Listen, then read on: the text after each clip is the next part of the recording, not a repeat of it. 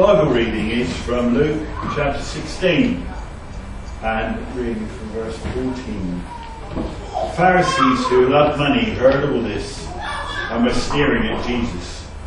He said to them, "You are the ones who justify yourselves in the eyes of man, but God knows your heart. What is highly valued among men is detestable in God's sight."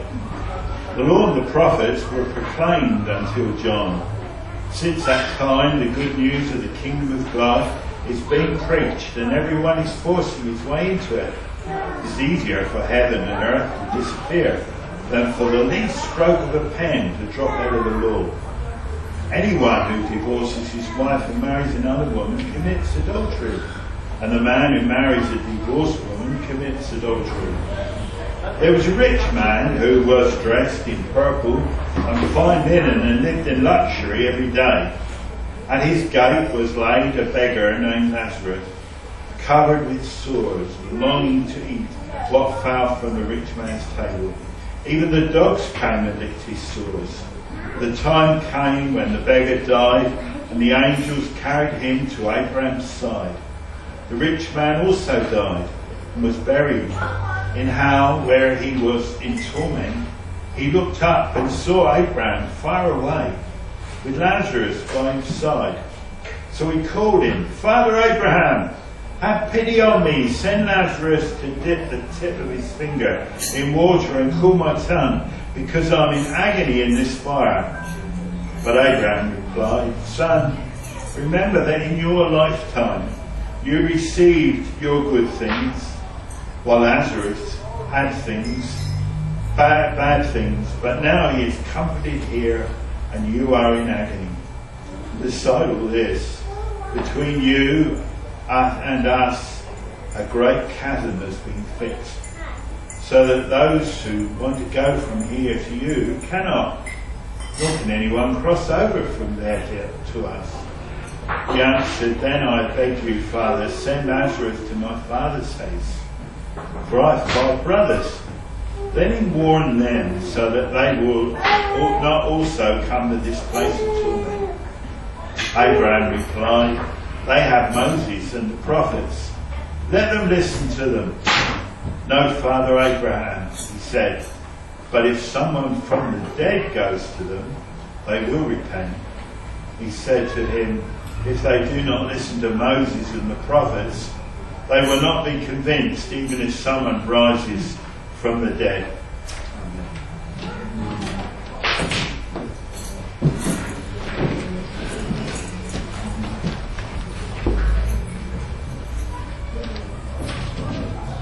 Thank you. So it's good to be here and have an opportunity to share with you first from God's Word, from the passage that we had read to us, and then to talk about Revive, a little bit about what we're doing as churches together to love the community. But first let's look at this passage. If you have a Bible, do have it open with you. I wonder what you'd do if you discovered all the scientific documentation and research for extending life by 100 years without any disease. What you would do with this documentation. If you discovered the secret to extending life by 100 years, and you knew that you could do that, what would you do with that information? I've always hoped that at some point they would discover an anti-gravity serum, which you could find and you could fly to work rather than have to get stuck in traffic for half an hour. If you discovered this kind of information, what would you do with it? Would you just put it to one side, or would you study it and trying to get to the bottom of how it could become a reality, and would you share it with others? Well, today we're looking at this passage, and I'm focusing really on the story that Jesus says from verse 19. Jesus has in front of him a whole bunch of religious leaders and Pharisees. He has people that are rich, that are important, and that have the law in front of them.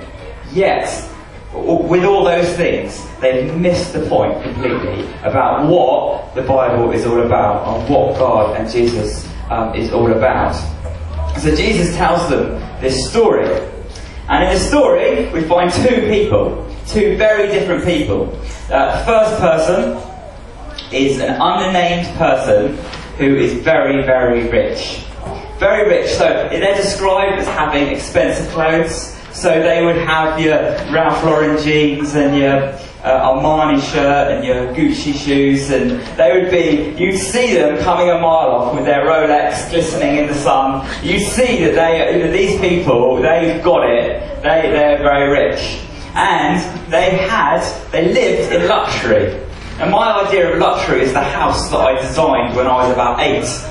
It had a swimming pool, it had a weight room, it had its own bowling alley, it had its games arcade, and it had a whole room full of elephants, like stuffed toy elephants, because I collected that at the time. Anyway, it had loads of bedrooms, it had a really nice garden. Just you can imagine what it's like for these people.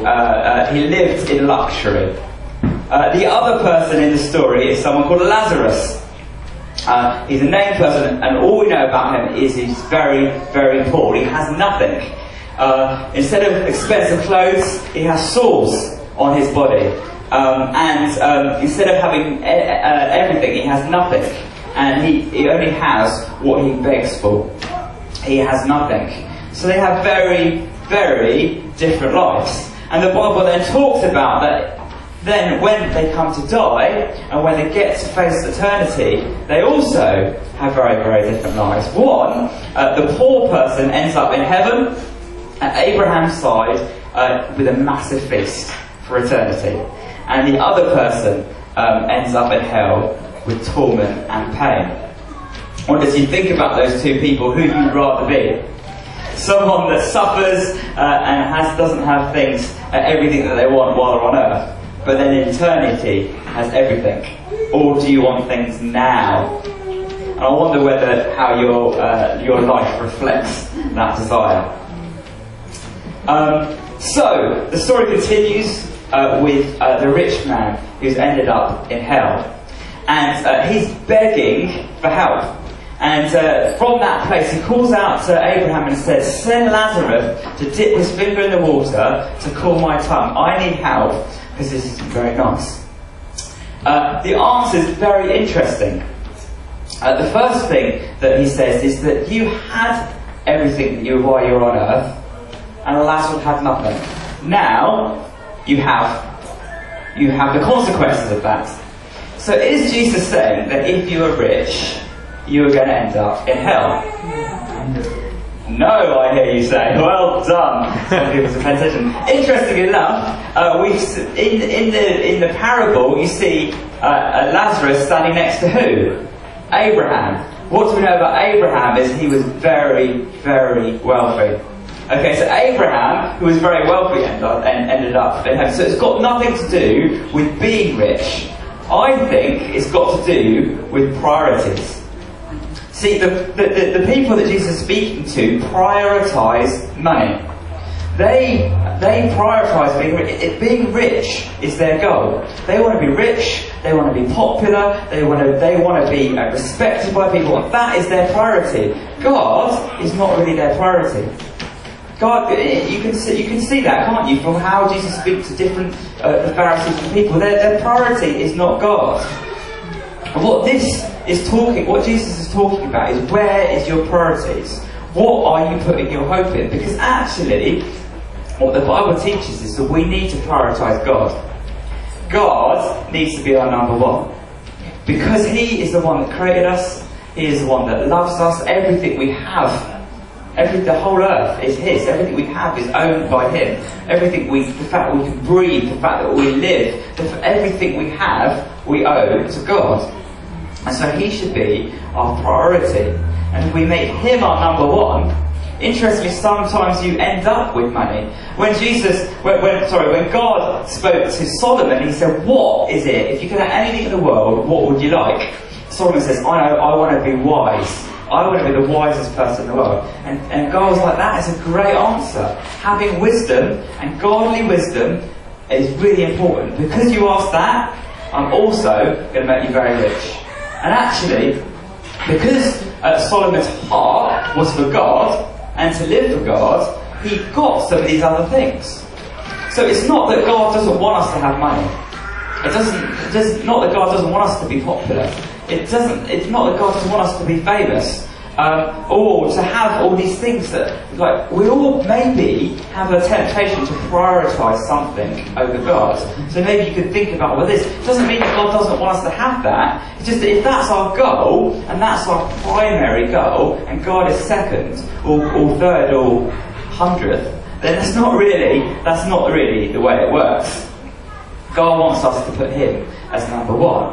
And when we put God as our priority, often we end up feeling confident, and we often end up, not worrying about things. We end up having peace. We end up having things that actually the world out there wants and desires, but they're making that their priority rather than God. And then what we do is we need to put God as our first, and then not worry about whether we're rich or poor or anything else, and just leave the rest in God's hands.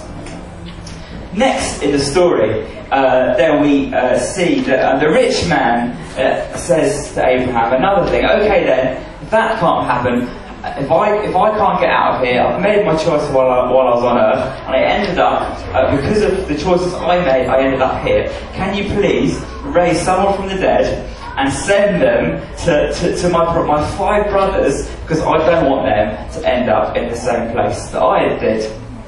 And Jesus' answer, or the person in the story's answer is this. Abraham's answer in the story is this. The thing is, your brothers already have Moses and the prophets. Now, having Moses and the prophets is basically code for you have the Bible. Moses wrote the first 5 books of the Bible, and the majority of the rest of the Old Testament is prophets. So basically, you've got the proof that God exists. You've got all these. You've got the answers. You've got the code of how to live forever. You've got everything you need. You have it there in front of you. You are without excuse.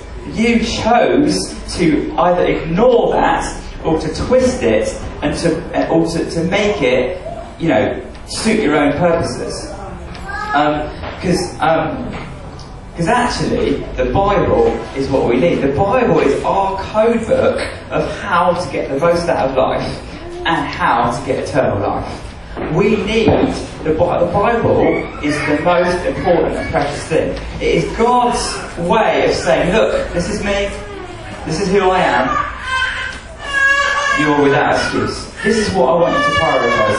This is I created you, I know everything about you. If you follow this, if you do this, if you prioritise me, it will go well with you. Not only will you have a good life, but you will have eternity with me. So I just want to encourage you that we have the code book. we have it in front of us.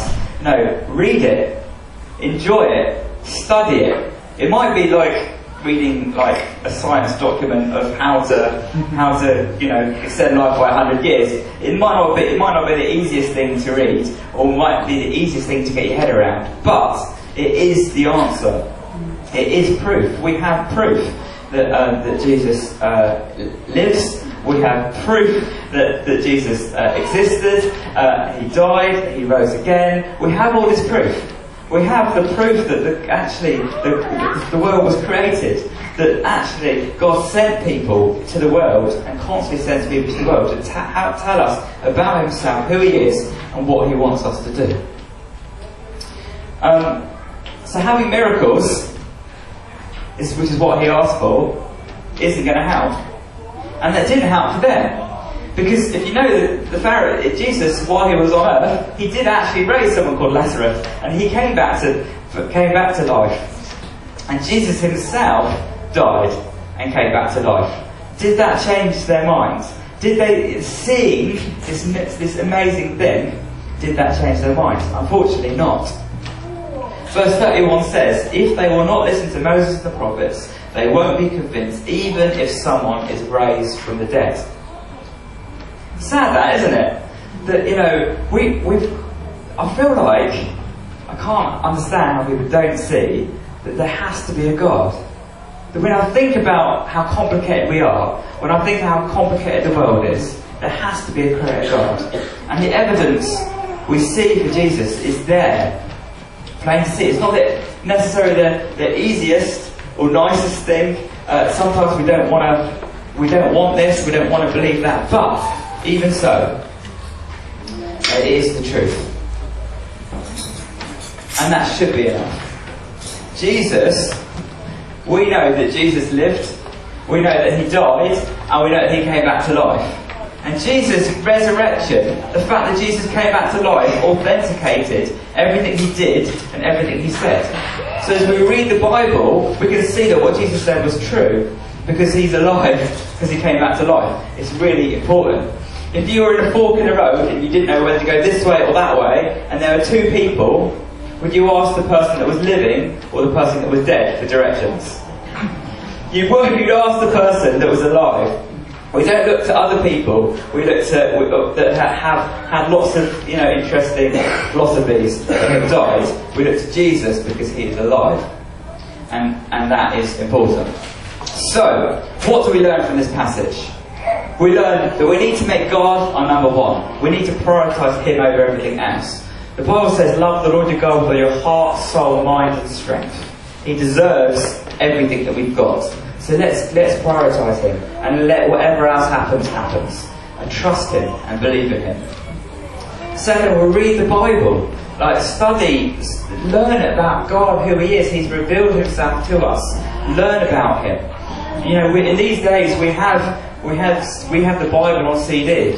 I can listen to a whole book while driving to and from work in the car. I can listen to the Bible very, very simply just by putting it on a CD and listening to it as I'm driving along. We can absorb and learn and understand the Bible.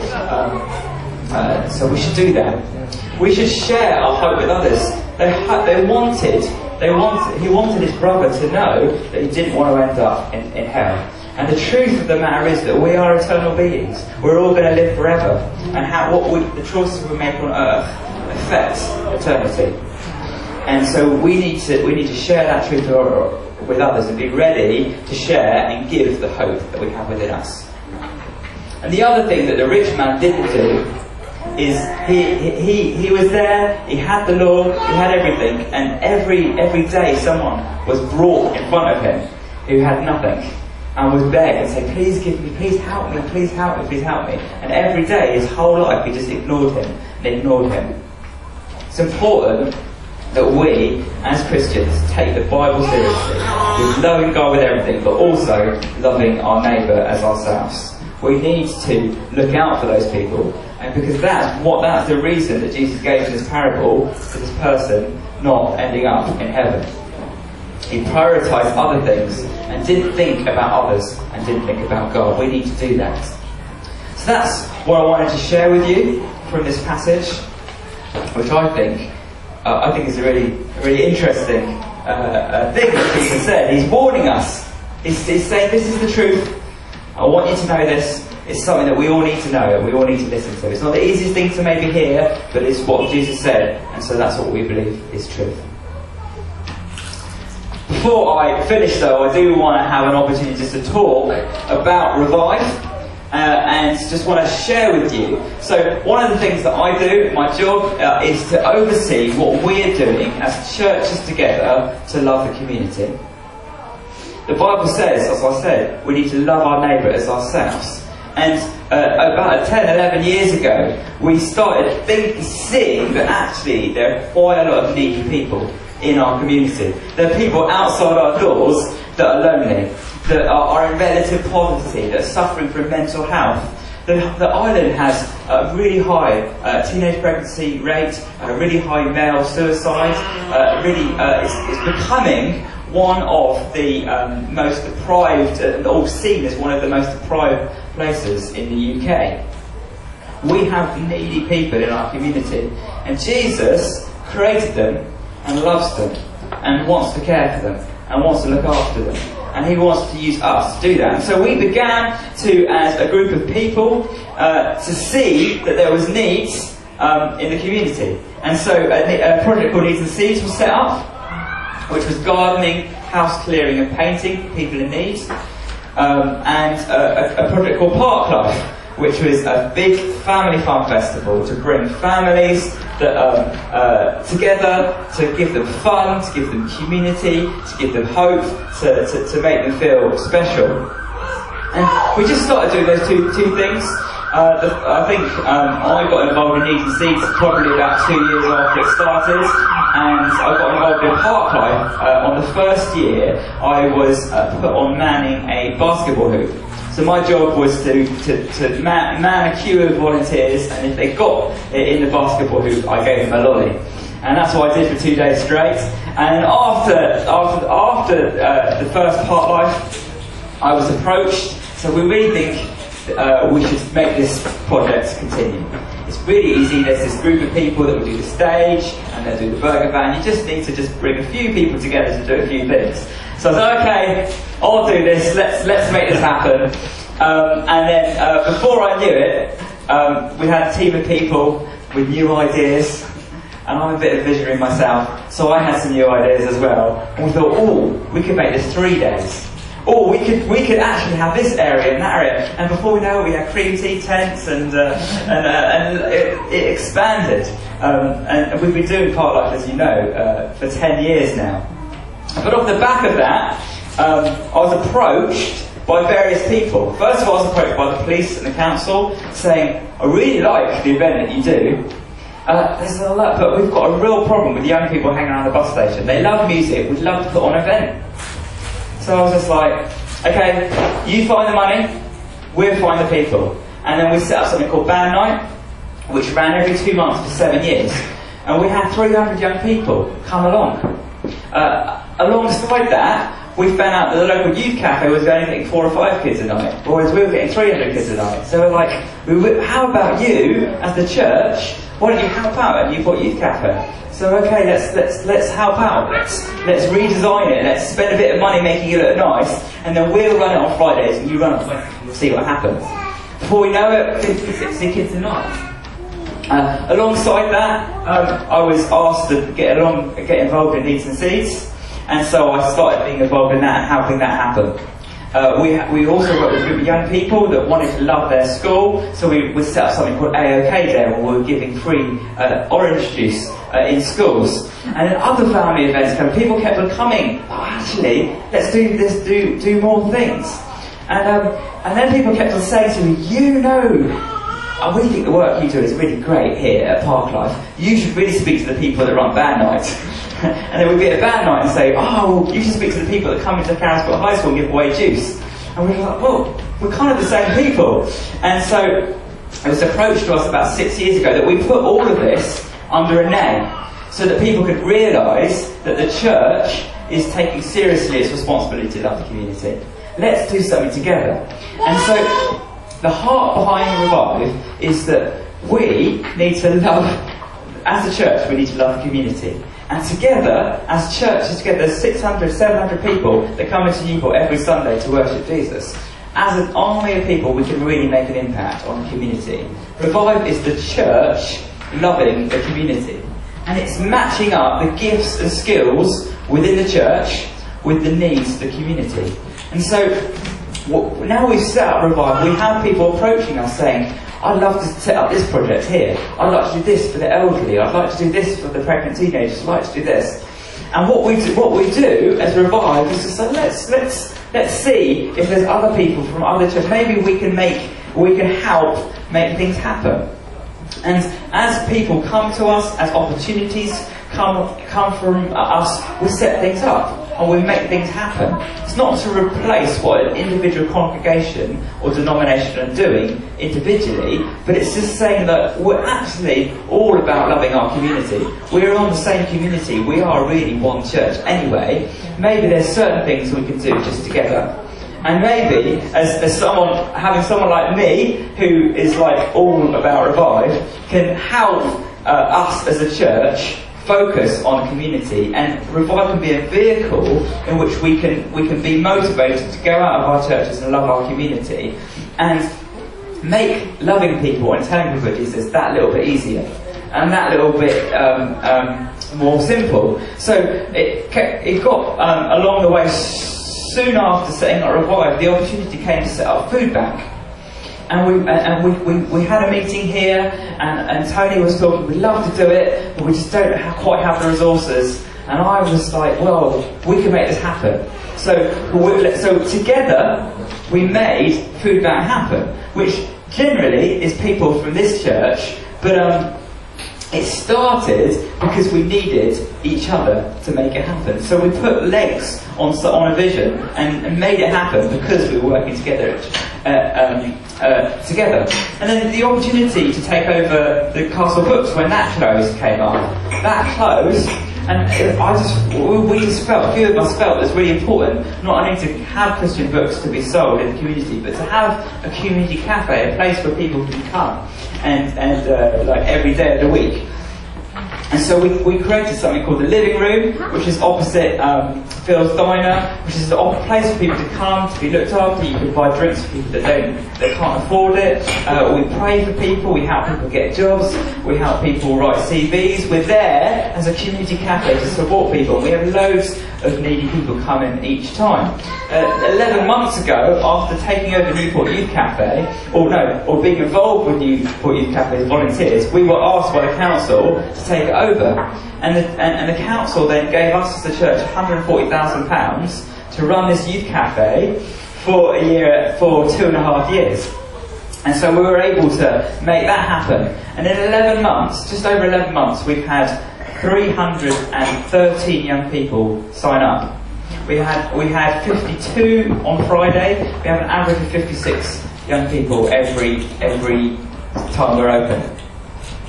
And the newest project that we've had, another church building has been offered to us for the next 6 months to run a Revive charity shop.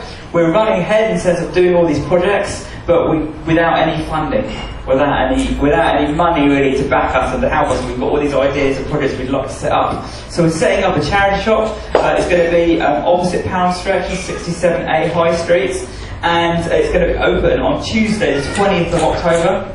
So in just over 2 weeks. So put that in your diaries at 10 a.m. If anyone wants to donate any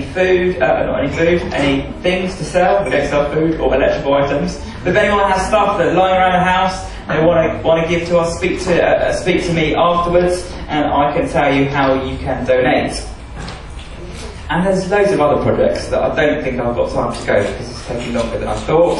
I just wanted to say, for your prayers, it would be really helpful if you just pray for the work we do as Revive. We have a Pray for Revive website, and or if you give me an email address, we can send you updates on what we're doing and how we're working together. Speak to us if you have any ideas. I'd also just ask you to pray for Newport Youth Cafe. At the moment, we're in a building that is being sold and the lease is being got rid of. And as the church, we're asking the council to give us that lease.